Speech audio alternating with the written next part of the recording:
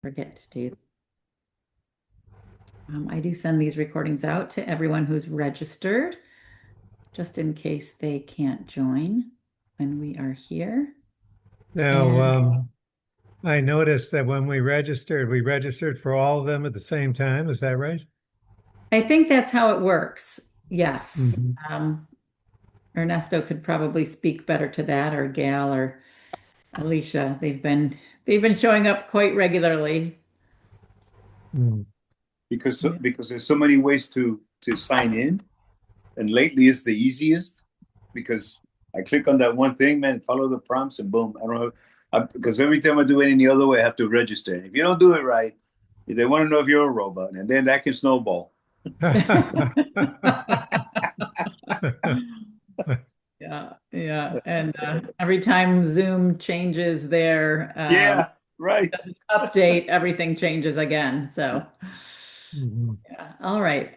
Well, it is 12:30. I'm going to go ahead and share my screen. Okay. And we'll go ahead and read from, I'm going to do that. There we go. Course in Miracles, chapter 12, section 8, the attraction of love for love. Do you really believe that you can kill the Son of God? The Father has hidden his Son safely within himself and kept him far away from your destructive thoughts. But you know neither the Father nor the Son because of them. You attack the real world every day and every hour and every minute, and yet you are surprised that you cannot see it. If you seek love in order to attack it, you will never find it. For if love is sharing, how can you find it except through itself? Offer it, and it will come to you, because it is drawn to itself. But offer attack, and love will remain hidden, for it can live only in peace. God's Son is as safe as his Father, for the Son knows his Father's protection and cannot fear. His Father's love holds him in perfect peace, and needing nothing, he asks for nothing. Yet he is far from you whose self he is, for you chose to attack him, and he disappeared from your sight into his Father. He did not change, but you did. For a split mind and all its works were not created by the Father and could not live in the knowledge of him. When you made visible what is not true, what is true became invisible to you. Yet it cannot be invisible in itself, for the Holy Spirit sees it with perfect clarity. It is invisible to you because you are looking at something else. Yet it is no more up to you to decide what is visible and what is invisible than it is up to you to decide what reality is. What can be seen is what the Holy Spirit sees. The definition of reality is God's, not yours. He created it, and He knows what it is. You who knew have forgotten, and unless He had given you a way to remember, you would have condemned yourself to oblivion. Because of your Father's love, you can never forget Him. For no one can forget what God Himself placed in His memory. You can deny it, but you cannot lose it. A voice will answer every question you ask, and a vision will correct the perception of everything you see. For what you have made invisible is the only truth, and what you have not heard is the only answer. God would reunite you with yourself and did not abandon you in your distress. You are waiting only for Him and do not know it. Yet His memory shines in your mind and cannot be obliterated. It is no more past than future, being forever always. You have but to ask for this memory, and you will remember. Yet the memory of God cannot shine in a mind that has obliterated it and wants to keep it so. For the memory of God can dawn only in a mind that chooses to remember and that has relinquished the insane desire to control reality. You, who cannot even control yourself, should hardly aspire to control the universe, but look upon you have made of it and rejoice that it is not so. Son of God, be not content with nothing. What is not real cannot be seen and has no value.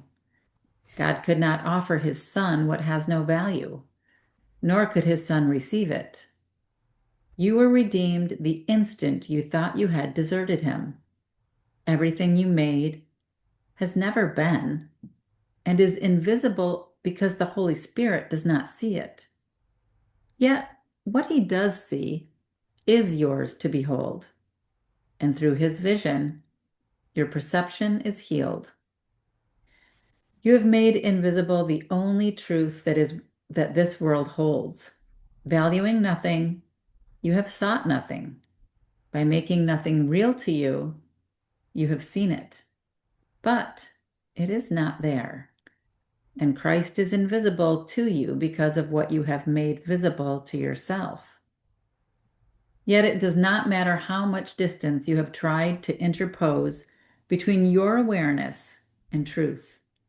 God's Son can be seen because his vision is shared. The Holy Spirit looks upon him and sees nothing else in you. What is invisible to you is perfect in his sight and encompasses all of it. He has remembered you because he forgot not the Father. You looked upon the unreal and found despair. Yet by seeking the unreal, what else could you find? The unreal world is a thing of despair, for it can never be. And you who share God's being with him could never be content without reality. What God did not give you has no power over you, and the attraction of love for love remains irresistible. For it is the function of love to unite all things unto itself, and to hold all things together by extending its wholeness. The real world was given you by God in loving exchange for the world you made and the world you see. Only take it from the hand of Christ and look upon it. Its reality will make everything else invisible, for beholding it is total perception. And as you look upon it, you will remember it was always so. Nothingness will become invisible, for you will at last have seen truly. Redeemed perception is easily translated into knowledge, for only perception is capable of error, and perception has never been. Being corrected, it gives place to knowledge, which is forever the only reality.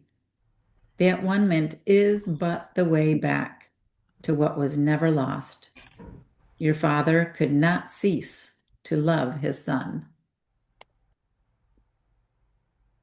That was beautiful. Mhm. And yes, I do realize it's not pronounced at-one-ment, but for me, it makes more sense. Yeah, I call it that myself. Mhm. Mm. Mhm.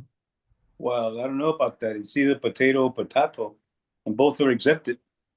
Mhm.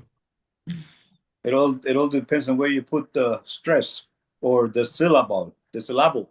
Yeah, yes, yes. Mhm. Mhm. I feel like a lot of this spoke to what you were saying earlier, Scott, Mhm. with regard to the illusion and just not being able to see it, Yes. right? And I noticed here in this section that the word ego is not mentioned, Mm. although it describes, you know, our use of ego continuously. And I also noticed that in this section, the Holy Spirit is not mentioned, but it describes an invitation to use the Holy Spirit. Hmm. Yeah, good catch.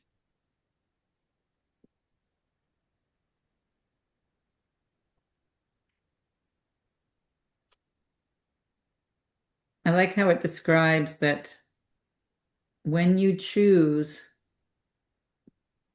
illusion over truth, truth becomes invisible. Mm-hmm. Mm-hmm. Yes. Yes. It's how we were raised, so to speak, and it's really a habit, and in this earth, in this world, we're surrounded, so Mhm. um, it's easy to be lured, for me to be lured into the use of the ego continuously, even to think that there's nothing else. And Yes, mhm, same, same. I was just mhm, talking before you jumped on, Ernesto was talking about another group that takes the summer off. And I said, I couldn't take a summer off of doing A Course in Miracles because it's the one thing that brings me back to reality. mhm. Yeah, yeah, We're so yeah. surrounded by the illusion and the ego. And that's what we hear all day long, with our Mhm, conversations and our family. And this kind of keeps me grounded and in my right mind.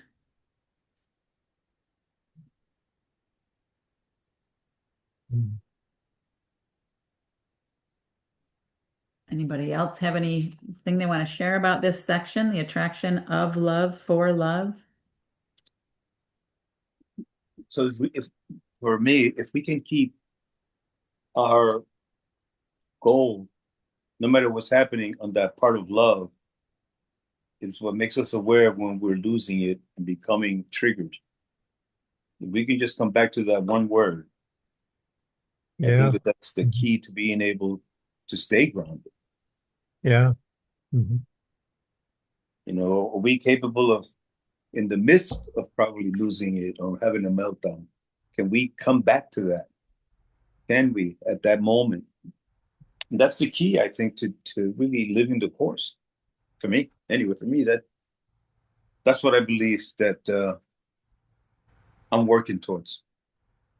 mhm, Because we know when we're triggered. I mean, from I think from my part, I can pretty much get, most of the time feel it, and then I can stop it by thinking of the love word. That's it. mhm, Right. But what I find, I don't even know what to describe. What I find, I guess, a little disturbing is the words that are used here, like kill, and I mean, some of the words are like horrific way of interpreting what they're trying to say here. I mean, does the divine use such words to describe something that's negative? Kill. I'm trying to see. It was here somewhere where you read it, and I can't find it now. It was only used once. But sometimes in describing the ego, describing the ego, it really comes down hard, using some harsh words. mhm. I don't know if you've gotten that, but if I see it, I'll bring it up in our discussion next time.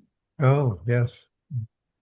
Okay, I think it was okay. It was in the page before, or the section before. It says wanted to kill you as the final expression of its feeling for you. It lets you live, but to avail death. It will torment you. This is talking, this is in the other paragraph. This is in the other section where it talks about Which paragraph are you reading, okay, Ernesto? backwards. It's not what we just read. Right. It's the page before it. Okay. 232, paragraph 10. Okay. I mean, and again, there the ego is mentioned, and I think anytime the ego is mentioned, this really comes down hard on it. But it's hatred. It's not satisfied until you die. I mean, lines like that. I don't know. I find it odd, let's say. Because in your mind, even when you're trying to be peaceful, you realize that you're aligning with the ego. Yeah, And you're not thinking about killing anybody, but at the same time, you're also not aligned with love, right? right, right, right. Yeah, yeah. I mean, it's just my own little, I think, idiosyncrasies of stuff. I can be a very high critic. I'm aware of that. Mhm. I can be overly critical. Yes. I find that this helps me most with my adult children at this stage in my life. Mhm. Uh, yeah, we can feel like that. Oh my God. Yeah. All right, shall we venture on to chapter 13, the guiltless world? Yeah. All right, let's keep going, see what else comes up.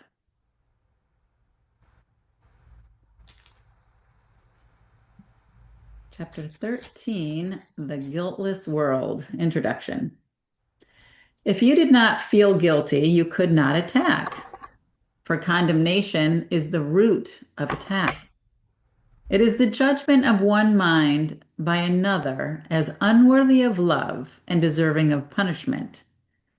But herein lies the split, for the mind that judges perceives itself as separate from the mind being judged, believing that by punishing another, it will escape punishment. All this is but the delusional attempt of the mind to deny itself and escape the penalty of denial. It is not an attempt to relinquish denial, but to hold on to it. For it is guilt that has obscured the Father to you, and it is guilt that has driven you insane. The acceptance of guilt into the mind of God's Son was the beginning of the separation, as the acceptance of the at-one-ment is its end. The world you see is the delusional system of those made mad by guilt. Look carefully at this world, and you will realize that this is so. For this world is the symbol of punishment, and all the laws that seem to govern it are the laws of death. Children are born into it through pain and in pain. Their growth is attended by suffering, and they learn of sorrow and separation and death. Their minds seem to be trapped in their brain, and its powers to decline if their bodies are hurt. They seem to love, yet they desert and are deserted. They appear to lose what they love, perhaps the most insane belief of all. And their bodies wither and gasp and are laid in the ground and are no more. Not one of them but has thought that God is cruel. If this were the real world, God would be cruel. For no father could subject his children to this as the price of salvation and be loving. Love does not kill to save. If it did, attack would be salvation. And this is the ego's interpretation, not God's. Only the world of guilt could demand this, for only the guilty could conceive of it. Adam's sin could have touched no one had he not believed it was the Father who drove him out of paradise. For in that belief, the knowledge of the Father was lost, since only those who do not understand him could believe it. This world is a picture of the crucifixion of God's Son. And until you realize that God's Son cannot be crucified, this is the world you will see. Yet you will not realize this until you accept the eternal fact that God's Son is not guilty.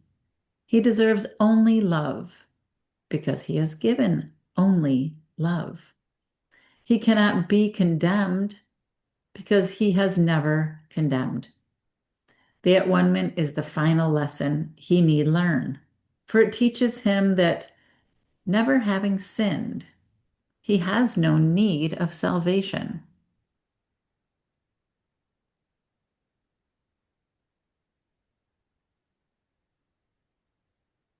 That brings a lot of peace to my mind.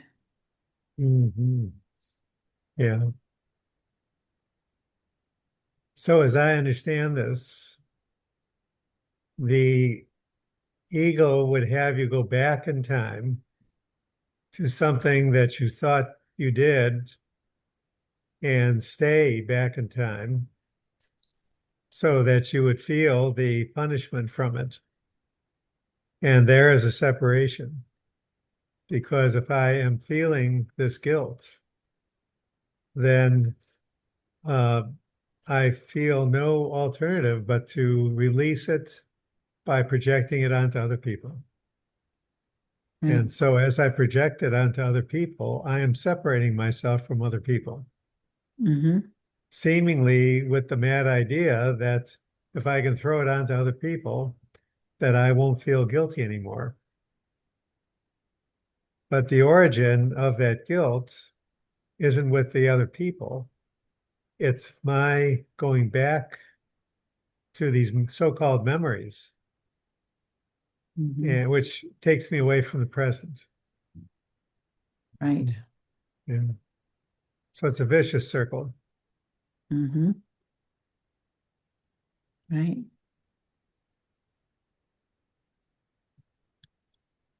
Yeah. And things that I don't want to say wrestle with, but things that challenge me to stay in that moment of peace and love and at one minute is when I feel like my children are being threatened by something or someone, and that they don't understand that they're being threatened. So my ego wants to come in and explain, look, this is really what's happening, Mhm. when in truth, everything is exactly the way it should be, and there's only love, and I need do nothing. Mhm. Mhm. Mhm.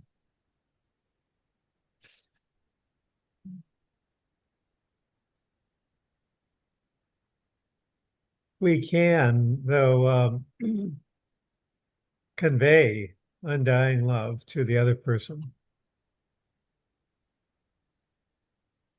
Yeah. Mhm. Yeah. And And here's the part that doesn't fit in the ego's world, even if we disagree with them, even if we believe what we are doing is more right than what they're doing. Mhm. right, right. Mhm. Even when we're trying to protect them from bodily harm or, yeah, usually bodily harm, right? Because we fear Mhm. for their decisions that will bring them some type of financial disparity or um, relationship disparity. We try to think that we can save them from that. Mhm. But the truth is, everybody has their path, right? And all paths lead to Mhm. God. And as hard Mhm. as it is to watch them go over that cliff, sometimes we just have to be love and Yeah. realize that this is part of the journey. Mhm.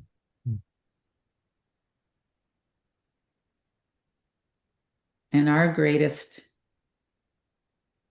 um, gift to ourself would be to align with love over and over and over and over again when we're feeling that fear for our children, and to realize that that too is part of the illusion, the fear, right? Because as soon as we are not feeling joy, we've aligned with the ego Mhm. and we've made it all real.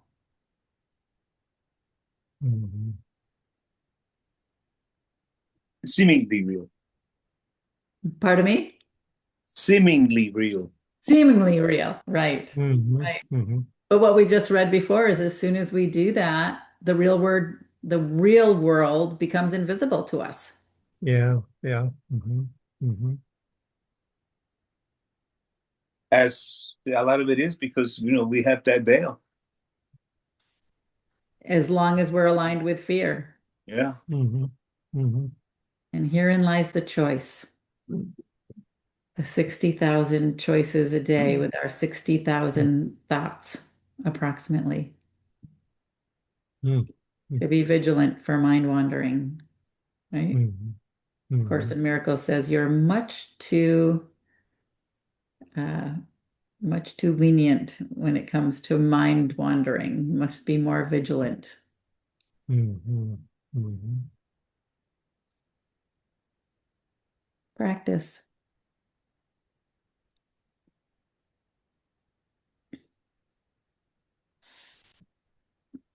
All right. Anything else coming up for anyone else that they'd like to share, or should we continue? Let's keep. Yeah.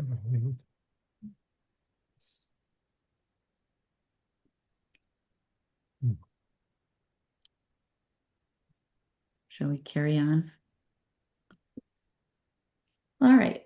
Let's keep going to our next section, which is guiltlessness and invulnerability. All right. Earlier, I said that the Holy Spirit shares the goal of all good teachers, whose ultimate aim is to make themselves unnecessary by teaching their pupils all they know. The Holy Spirit wants only this. For sharing the Father's love for his Son, he seeks to remove all guilt from his mind, that he may remember his Father in peace. Peace and guilt are antithetical, and the Father can be remembered only in peace.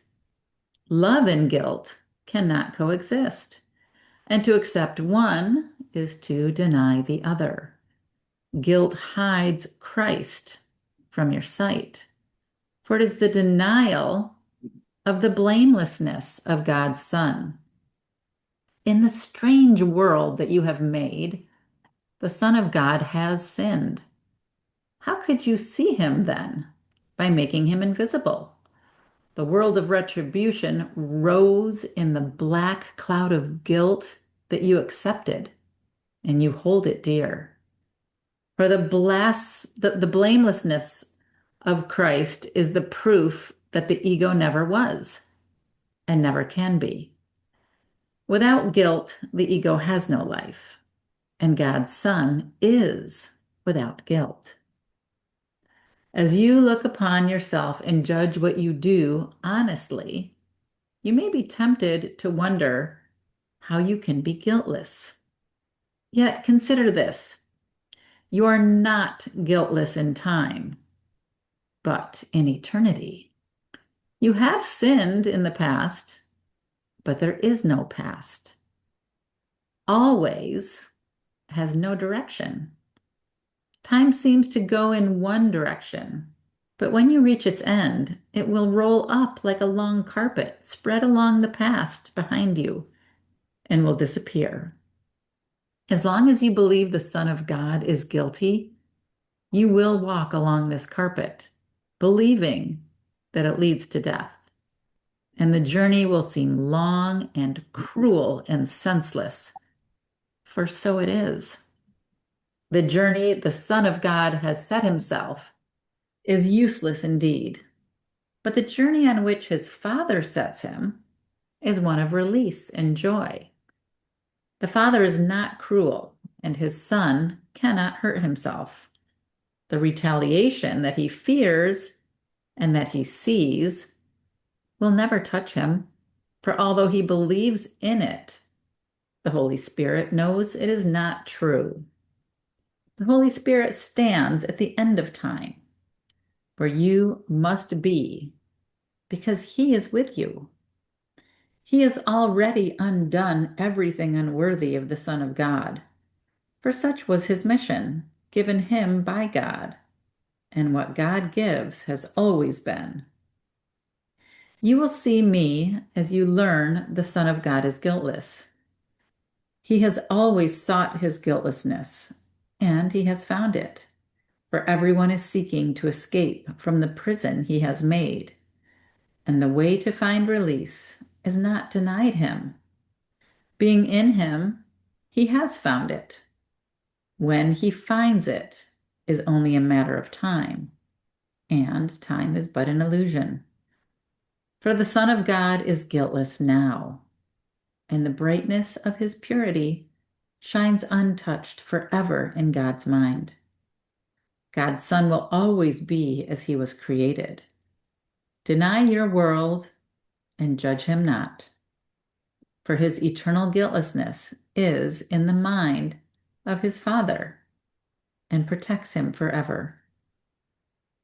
When you have accepted the at-one-ment for yourself, you will realize there is no guilt in God's Son, and only as you look upon him as guiltless can you understand his oneness. For the idea of guilt brings a belief in condemnation of one by another, projecting separation in place of unity. You can condemn only yourself, and by so doing, you cannot know that you are God's Son. You have denied the condition of his being, which is his perfect blamelessness. Out of love, he was created, and in love, he abides. Goodness and mercy have always followed him, for he has always extended the love of his Father. As you perceive the holy companions who travel with you, you will realize that there is no journey, but only an awakening. The Son of God, who sleepeth not, has kept faith with his Father for you. There is no road to travel on, and no time to travel through. For God waits not for his Son in time, being forever unwilling to be without him. And so it has always been. Let the holiness of God's Son shine away the cloud of guilt that darkens your mind, and by accepting his purity as yours, learn of him that it is yours. You are invulnerable because you are guiltless. You can hold on to the past only through guilt, for guilt establishes that you will be punished for what you have done, and thus depends on one-dimensional time, proceeding from past to future. No one who believes this can understand what always means, and therefore, guilt must deprive you of the appreciation of eternity. You are immortal because you are eternal, and always must be now. Guilt, then, is a way of holding past and future in your mind to ensure the ego's continuity. For if what has been will be punished, the ego's continuity is guaranteed. Yet the guarantee of your continuity is God's, not the ego's. And immortality is the opposite of time, for time passes away, while immortality is constant. Accepting the at-one-ment teaches you what immortality is. For by accepting your guiltlessness, you learn that the past has never been, and so the future is needless and will not be. The future, in time, is always associated with expiation, and only guilt could induce a sense of need for expiation. Accepting the guiltlessness of the Son of God as yours is therefore God's way of reminding you of his Son and what he is in truth. For God has never condemned his Son, and being guiltless, he is eternal. You cannot dispel guilt by making it real and then atoning for it. This is the ego's plan, which it offers instead of dispelling it. The ego believes in atonement through attack, being fully committed to the insane notion that attack is salvation. And you who cherish guilt must also believe it. For how else but by identifying with the ego could you hold dear what you do not want? The ego teaches you to attack yourself because you are guilty, and this must increase the guilt. For guilt is the result of attack. In the ego's teaching, then, there is no escape from guilt, for attack makes guilt real. And if it is real, there is no way to overcome it. The Holy Spirit dispels it simply through the calm recognition that it has never been. As he looks upon the guiltless Son of God, he knows that this is true. And being true for you, you cannot attack yourself, for without guilt, attack is impossible. You then are saved because God's Son is guiltless, and being wholly pure, you are invulnerable.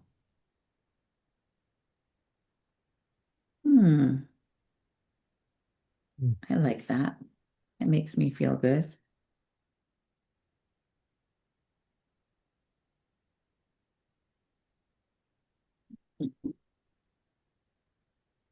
Anybody have any thoughts about that section?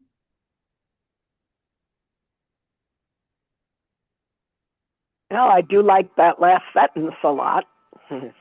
Being wholly pure, you are invulnerable. Mm-hmm. And how do we feel invulnerable is, first of all, there's no judgment. So vulnerability tends to be a judgment of ours or a feeling of lack. And when you're whole, you're not in lack. So that alone kind of speaks to that. But the further knowing that you are supported by everything in the whole gives you the feeling of safety. And from safety comes confidence.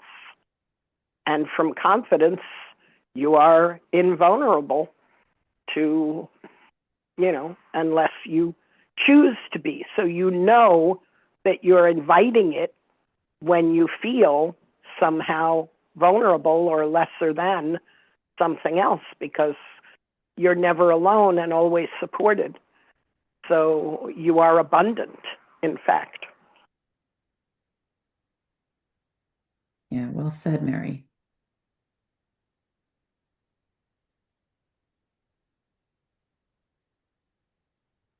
So it all goes back to guilt and judgment.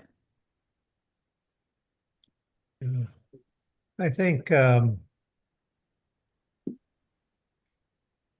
this gives me a sense that no matter what the outside seems to be showing, that there is an internal peace that I can find.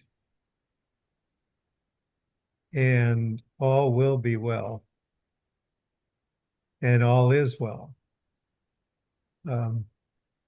So switching over to that frame of mind is what I see. It's very useful to me. Mm-hmm. It's the practice, right? Mm-hmm. Yeah. I think too, the more we can optimize our environment to support that sense of wholeness, that peace, the easier it is to be able to stay centered and focused in there. Mm-hmm. And I think sometimes optimizing our environment is really our internal environment, right? Because we can't control what is going on out there, Mm-hmm. but we can choose how we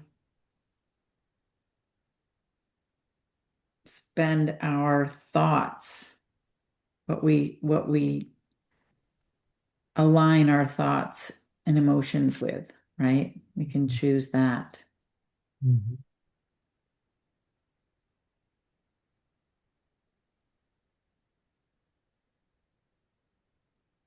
You know, I use that lesson 360 to 365 often.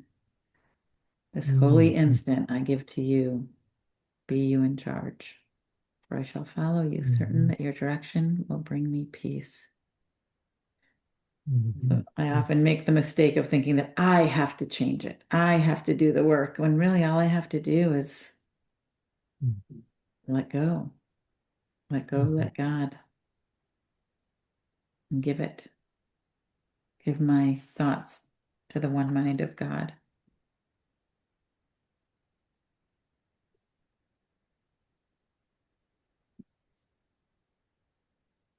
All right. Any more thoughts about that section?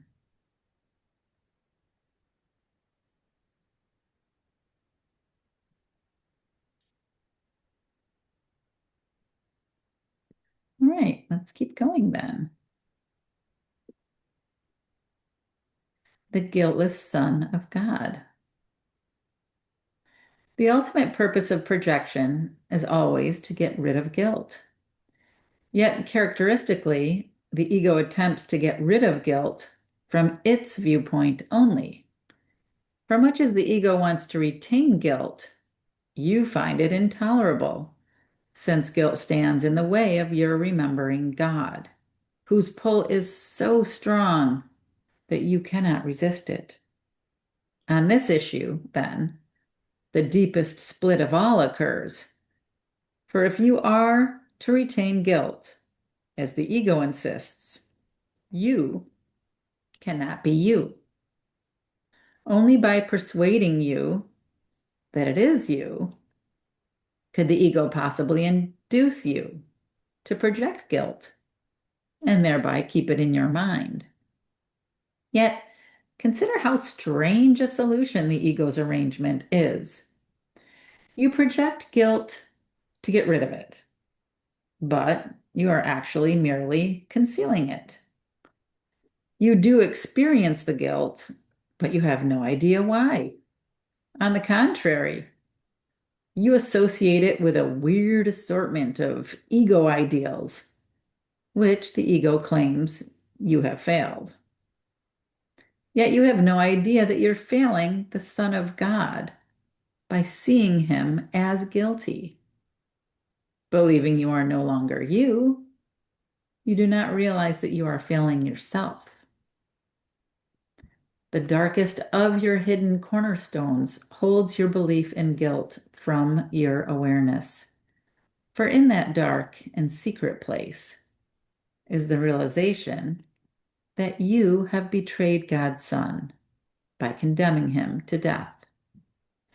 You do not even suspect this murderous but insane idea lies hidden there, for the ego's destructive urge is so intense that nothing short of the crucifixion of God's Son can ultimately satisfy it. It does not know who the Son of God is because it is blind. Yet let it perceive guiltlessness anywhere, and it will try to destroy it because it is afraid. Much of the ego's strange behavior is directly attributable to its definition of guilt. To the ego, the guiltless are guilty. Those who do not attack are its enemies because by not valuing its interpretation of salvation, they're in an excellent position to let it go. They have approached the darkest and deepest cornerstone in the ego's foundation. And while the ego can withstand your raising all else to question, it guards this one secret with its life, for its existence depends on keeping this secret. So, it is this secret that we must look upon, for the ego cannot protect you against truth. And in its presence, the ego is dispelled. In the calm light of truth, let us recognize that you believe you have crucified God's Son. You have not admitted to this terrible secret because you would still wish to crucify him if you could find him. Yet the wish has hidden him from you because it is very fearful. And so you are afraid to find him. You've handled this wish to kill yourself by not knowing who you are and identifying with something else. You have projected guilt blindly and indiscriminately, but you have not uncovered its source. For the ego does want to kill you, and if you identify with it, you must believe its goal is yours. I have said that the crucifixion is the symbol of the ego. When it was confronted with the real guiltlessness of God's Son, it did attempt to kill him. And the reason it gave was that guiltlessness is blasphemous to God. To the ego is God. And guiltlessness must be interpreted as the final guilt that fully justifies murder. You do not yet understand that any fear you may experience in connection with this course stems ultimately from this interpretation. But if you will consider your reactions to it, you will become increasingly convinced that this is so. This course has explicitly stated that its goal for you is happiness and peace. Yet you are afraid of it. You've been told again and again that it will set you free. Yet you sometimes react as if it's trying to imprison you. You often dismiss it more readily than you dismiss the ego's thought system. To some extent, then, you must believe that by not learning the course, you are protecting yourself. And you do not realize that it is only your guiltlessness that can protect you. The at-one-ment has always been interpreted as the release from guilt. And this is correct if it is understood. Yet even when I interpret it for you, you may reject it and do not accept it for yourself. You have perhaps recognized the futility of the ego and its offerings. But though you do not want them, you may not yet look upon the alternative with gladness. In the extreme, you're afraid of redemption and you believe it will kill you. Make no mistake about the depth of this fear, for you believe that in the presence of truth, you might turn on yourself and destroy yourself. Little child, this is not so. Your guilty secret is nothing. And if you will but bring it to the light will dispel it. And then no dark cloud will remain between you and the remembrance of your Father, for you will remember his guiltless Son, who did not die because he is immortal. And you will see that you were redeemed with him and have never been separated from him. In this understanding lies your remembering, for it is the recognition of love without fear. There will be great joy in heaven on your homecoming, and the joy will be yours.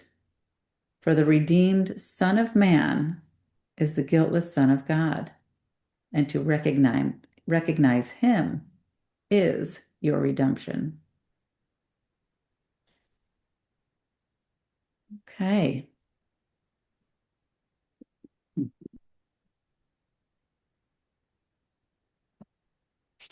Well, there you have it.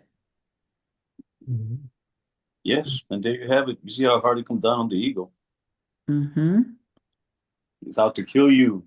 There you go, Ernesto. Those words came back again.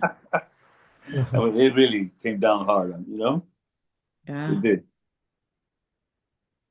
I mean, as I was talking about it, right? And it's usually with the ego, I mean, really comes down hard on that poor ego. Well, if you think about Well, it, go ahead. Go ahead, Scott. uh, I think that the term kill is kind of a metaphor for, you know, me blanking out. If my ego has control, I am not really living. So I'm not feeling the moment of joy that I can feel. So in a way, it's not a bloody thing or anything. It's a little like putting your head underwater and not being able to breathe. Of course, you could take your head above the water and breathe again.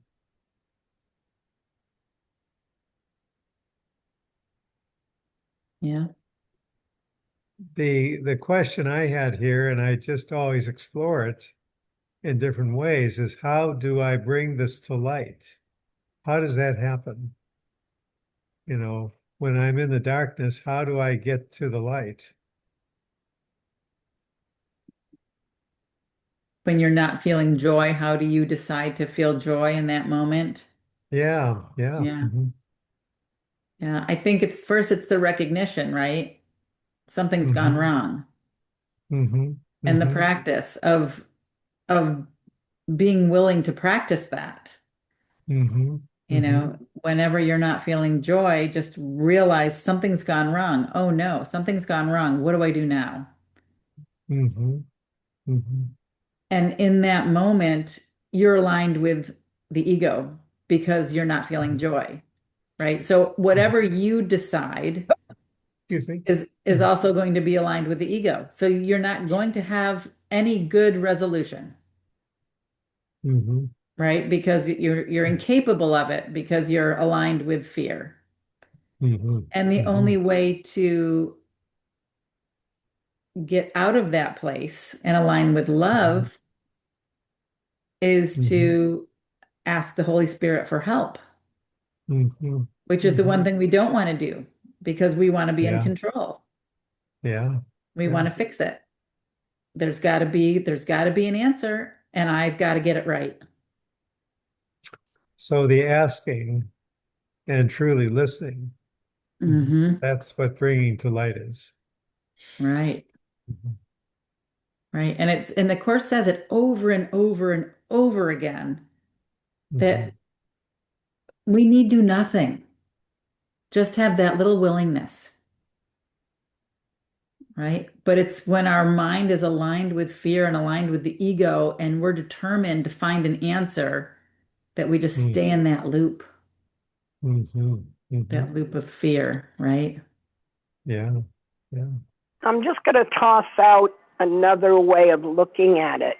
And rather than asking this separate God, and I'm not saying that's wrong, I'm just using other words which are symbols. If we truly believe that we are God or extensions of God or, um, you know, part of a part of that magnificent creation, then we can just pause and remember who we truly are.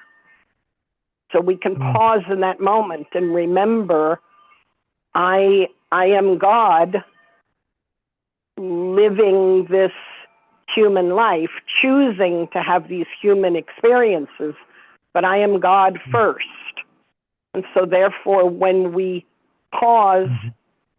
and take a breath and just remember, we open up to that which we truly are, and that state of being becomes our peace rather than the state of consternation when we think of ourselves as helpless, flailing humans.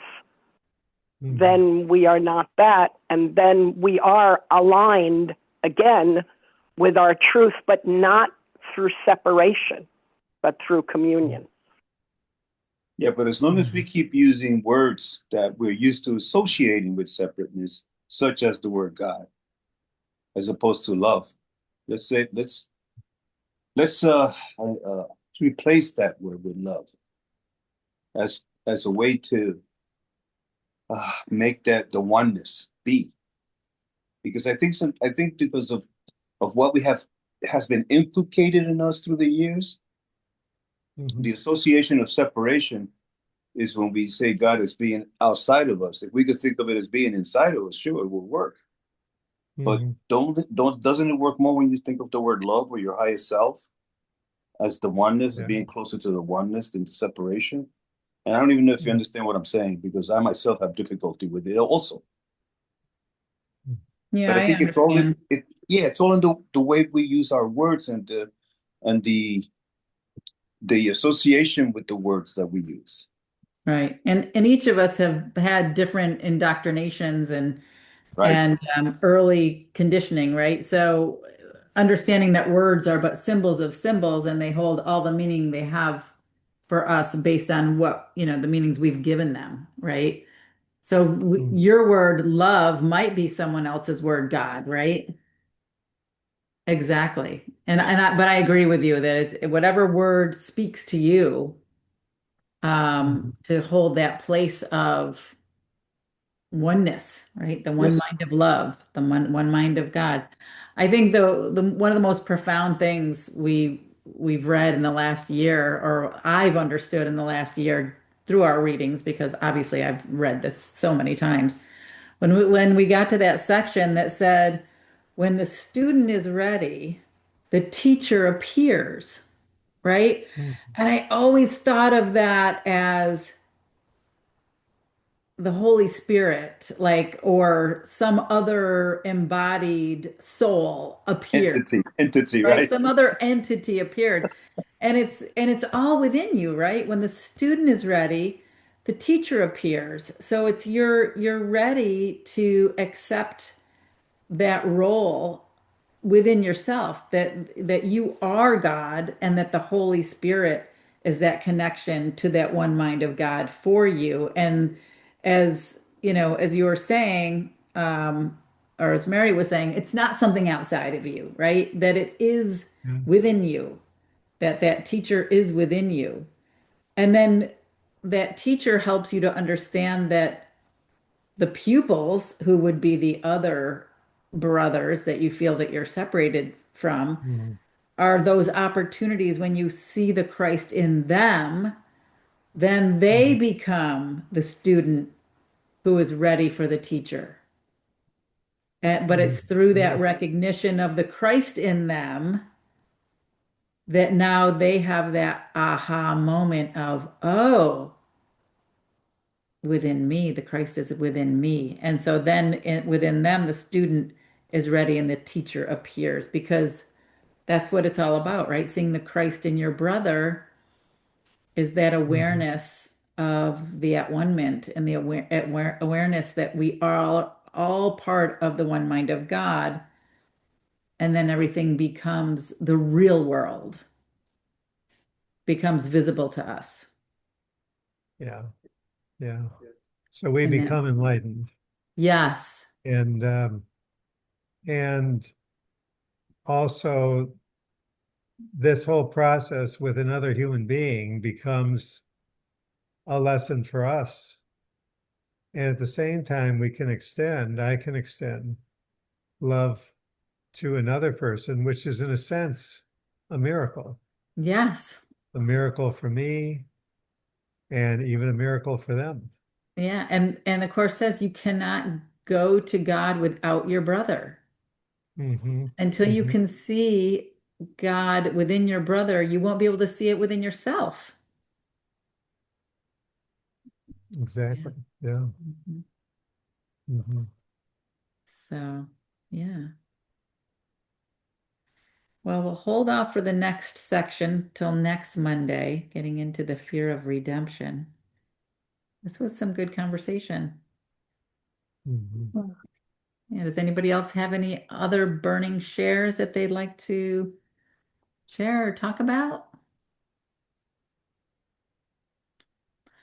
So good to have you with us, Scott. Thanks for joining. Hmm. Hope you'll come Sure. again. Yeah. Sure. Thank you. Yeah. Yeah, we've got a pretty steady group here. We vacillate between 5 and 10 people, just depending on who is where and what's going on. But there's about 90 people who get the replays. Uh, Ah, okay. so people will jump Well, in, jump out. It's not something people aren't required to be here every week. mm, I always do tell people who aren't doing the lessons that it's a really helpful way to do the course is to do the lessons, because obviously they support the text, but you know that since you've been doing it for 40 years now. Yeah, yeah. So yeah, great to have you here. Thanks for joining. Thank you for having this. Yeah, you. of course. Always here. And if I'm not here, I'll make an announcement. I will not be here the first 2 Mondays in June. I'll be in Los Angeles with my grandbabies. Um, but those are the only 2 Mondays that I know of right now that I won't be facilitating. But I'll send that all out in an email as well. Mhm. All right. Okay. All right. Okay. Well, thank you everyone for joining. Great conversation. I appreciate you all. And we'll see you next week. Okay, thank you. All right. Thank you. Bye, everyone. Thank Bye. you. Bye-bye.